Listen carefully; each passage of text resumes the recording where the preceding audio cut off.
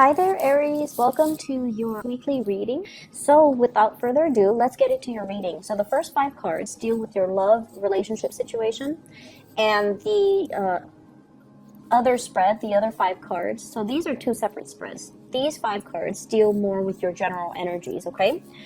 So first of all, love and relationships. We have, once again, heavy air sign. So this is an Aquarius, a Gemini, or a Libra. There is some type of a geographical distance between you and this person. The timing or something is always off about this relationship, okay?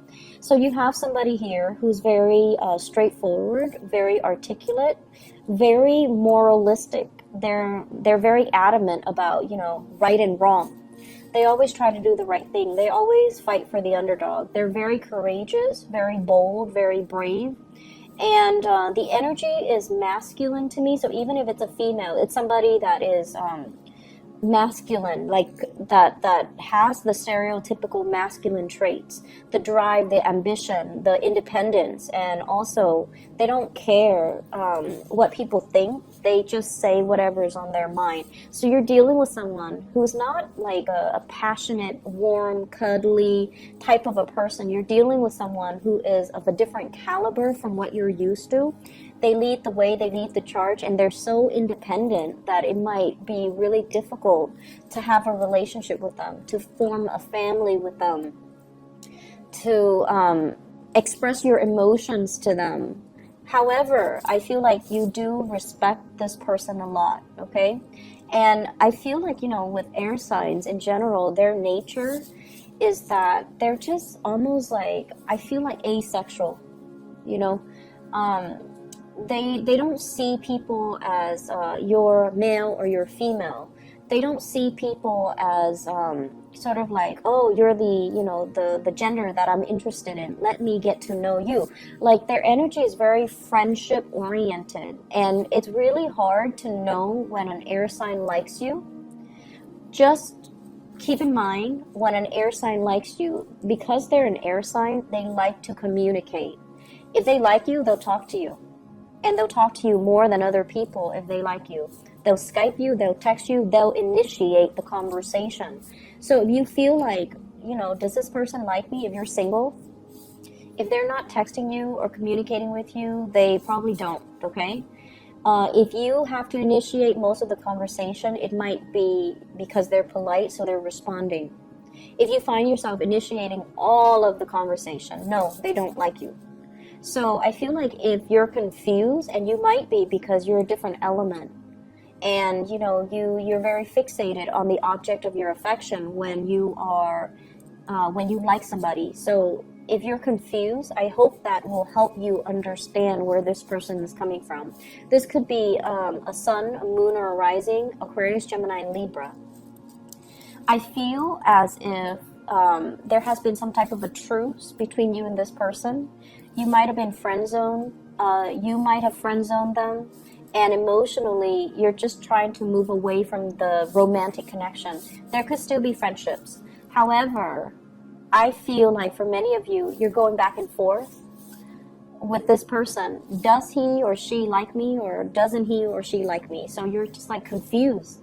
And with the Wheel of Fortune in the reverse, it's almost like something that the relationship might have started in a very karmic way. This is usually like a career, fated type of a situation. When it's in the reverse, you might have met on the job. You might have worked in the same place.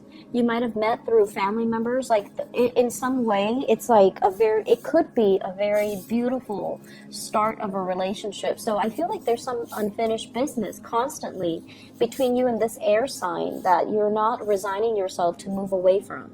I also feel like timing. The Wheel of Fortune is a big card about timing in the reverse. It's like you're ready to settle down. You have the Empress here. And the Empress is like, I know what I want. I want the home, I want the hearth, I want the family, I want children. And the other person is not there yet. They're not the Emperor, right? So they're not there. They're not a perfect match for you just yet. You might want to settle down, and they're still trying to find their career path. They're still trying to, possibly, because they're upright, I don't want to say they're playing the field, they're dating other people. But I feel like timing wise, it's like you're not on the same page when it comes to what you want out of life. And I feel for many of you, you know, you guys are very big daters. You've been around. You've dated many people. Not all of you, but majority of you. You know what's around the corner. You know what dating is like. And so you're kind of jaded when it comes to dating.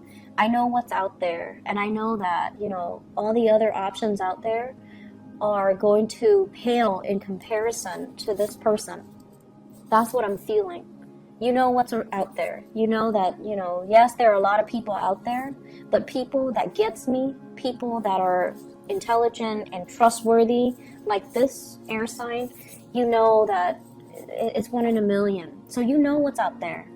And I feel like because of that, you're also holding on to this connection, wondering maybe one day it'll turn out to be that connection that I'm looking for. So I feel like you have a lot of things that I don't want to say you're afraid of trying new things, because you're not. But I feel like you already know, you've already been around the block, you know what's out there, and you know that it's not going to exceed your expectations, okay? So I feel like fate, there's like the hand of destiny, is forcing you to go back and fix the situation. It's forcing you to go back and have one more try with this person. And what I'm feeling as well, for those who are single and this person is not in your life, you're really attractive. You're very attractive. This is a card of somebody who takes care of him or herself. Nice clothes, you know, you brush your hair, you put on makeup, you smell nice, you look good. However, it's like timing for dating is not yet right now, because the options that are available, they're okay, but they don't really make the cut. So don't give up on that, okay? Keep dating, keep moving, keep building the connections. And if you've been dating during the Mercury retrograde period, people were not what they seemed, right? So it's just the timing is not right. So don't let that, you know, don't let that dating experience during Mercury retrograde is not really a good time for dating. Don't let that affect your future prospects, okay? So keep at it, keep dating, because you're going to meet your match. And we have here, this card fell out when I was shuffling. You are going to meet your match, but it's telling you, you know, not to give up. So with the Emperor and the Empress, it's a very fated union, okay? And then maybe even this person can one day grow into the man or the woman that you're looking for. But timing is not right now. It doesn't mean it's a permanent, it doesn't mean like it's a permanent wrench in the works. It just means maybe not right now, maybe later, okay? So moving on here to your work and finances and everything else. Also, one last message. Don't let your family interfere with your relationships, okay? Mom, dad, their expectations for you, who you should marry, what marriage should look like, how to raise your kids. If you're in a couple with somebody, child rearing, family practices, and all of that, it's between you and your significant other. So don't let too many people interfere with this process. A lot of fire signs are very family oriented in general, and you do, you know, take what they say into heart. And it might not be completely appropriate when you're trying to work things out with your partner, okay? So let's leave that alone. It's a sensitive topic I'm sensing here. In general, when it comes to, you know, your general reading, when it comes to other aspects of your life, I feel like there's some major changes happening in your work environment. We have here the Death card. This is like moving from one job to the next, or changes, like structural changes, new protocols, new procedures, leaving old ways of doing behind, as well as management changes, people leaving your workplace, and new people coming in, okay?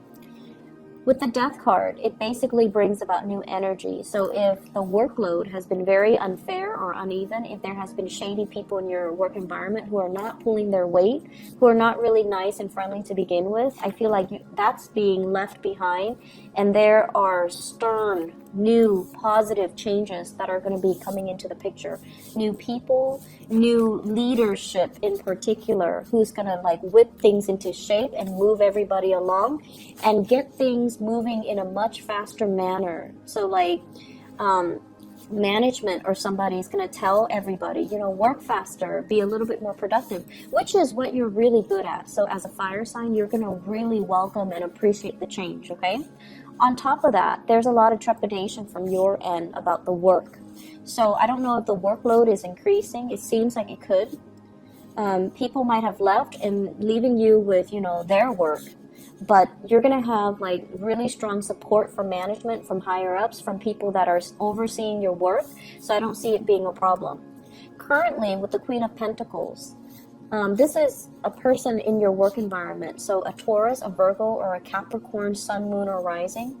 This is somebody who's like a little bit more on the selfish end. So they could be a coworker or a supervisor or a boss, somebody that likes to cover their butts, but, you know, might throw somebody under the bus. If they are connected to this Six of Pentacles, not willing to help, not willing to